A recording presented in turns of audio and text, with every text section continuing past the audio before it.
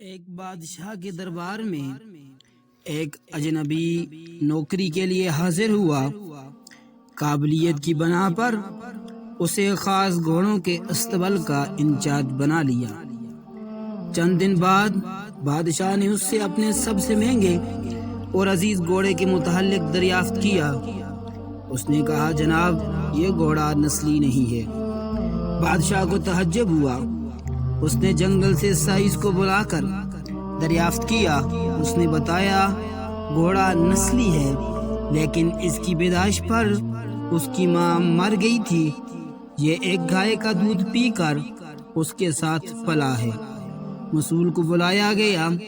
تم کو کیسے پتا چلا کہ یہ گھوڑا اصیل نہیں ہے؟ اس نے کہا، جناب، جب یہ گھاس کھاتا ہے تو گائیوں کی طرح سر نیچے کر کے، جبکہ نسلی گھوڑا گھاس منہ میں لے کر سر اٹھا لیتا ہے۔ بادشاہ اس کی فراست سے بہت متاثر ہوا۔ اس کے گھر اناج، گھی، بکریاں بطور انعام بھجوا دیا۔ اس کے ساتھ اس کو ملکہ کے محل میں تعینات کر دیا۔ پھر ایک دن اس نے ملکہ کے بارے میں دریافت کیا تو اس نے کہا کہ طور و اطوار تو ملکہ جیسے ہیں، لیکن شہزادی نہیں ہے۔ بادشاہ کے پیروں تلے زمین نکل گئی۔ اس نے اپنی ساس کو بلایا، معاملہ اس کے گوش گزار کیا۔ اس نے کہا، حقیقت یہ ہے کہ تمہارے باپ نے میرے خامد سے ہماری بیٹی کی پیدائش پر ہی رشتہ مانگ لیا تھا، لیکن ہماری بیٹی 6 ماہ میں ہی فوت ہو گئی تھی۔ ہم نے تمہاری بادشاہت سے قریبی تعلقات قائم کرنے کے لیے اس بچی کو گود لے لیا۔ بادشاہ نے مصائب سے دریافت کیا کہ تم کو کیسے معلوم ہوا یہ ملکہ نہیں ہے؟ اس نے کہا، اس کا خادموں کے ساتھ سلوک جاہلوں سے بدتر ہے۔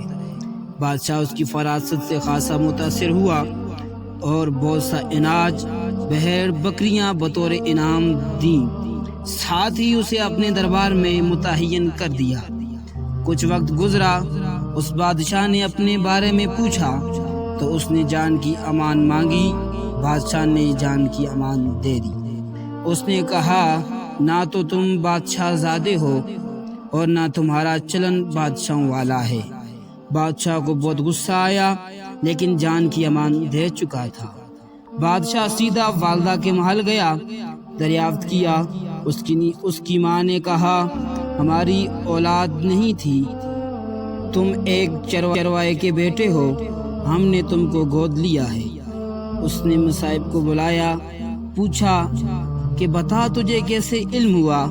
اس نے کہا، بادشاہ جس کو بھی انعام و اکرام دیا کرتے ہیں تو ہیرے موتی جوہرات کی شکل میں دیتے ہیں، لیکن آپ بھیڑ بکریاں، کھانے پینے کی چیزیں عنایت کرتے ہیں۔ یہ اسلوب کسی بادشاہ کے بیٹے کا نہیں، بلکہ کسی چروائے کے ہی بیٹے کا ہو سکتا ہے، کیونکہ عادتیں نسلوں کا پتہ دیتی ہیں۔ عادات، اخلاق اور طرز عمل خون اور نسل دونوں کی پہچان کروا دیتے ہیں۔